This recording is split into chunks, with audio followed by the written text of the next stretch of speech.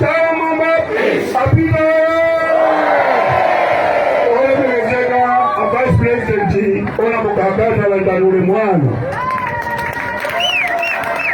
Mwenga ndi nthawi akulu nonse mulande ule mwana.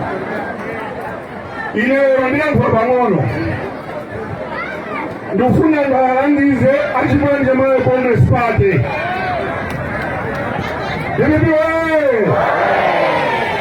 Achibanja mwe Congress Party apenda sakuziwa chomwe akupanga. Umbo kikangata upita kunchini kusaka miseoleza wadabisa.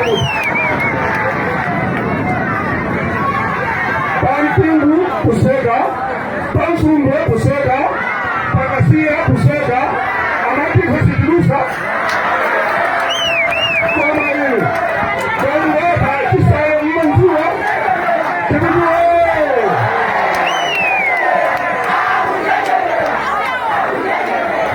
Apina iwa kuseka miseo, akuti kisaya ni kangata ngalepe kurusa. Ama muzua kangata, aina ina kangata kisaya.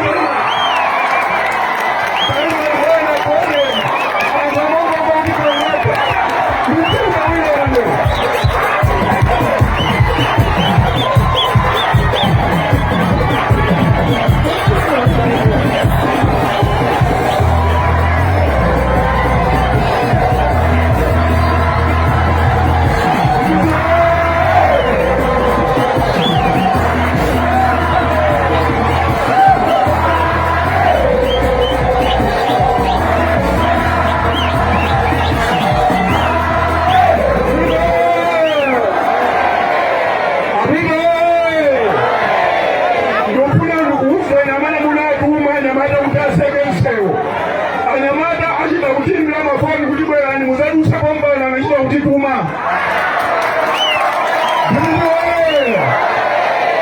Ndefa tadusa pati? Amen. Iwa nachita kupanga 15 tani haya wa kunyama zimyaga zikulu kusaka tani.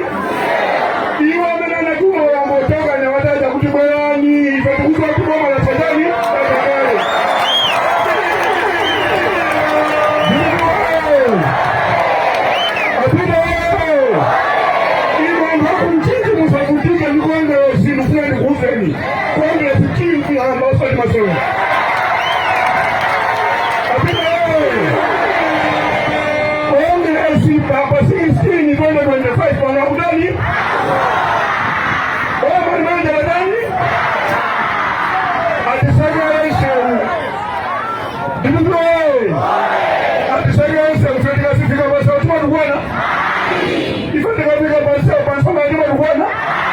Amena matukwana panseo ndigrezela jefule na amena matukwana bayani panseo hano.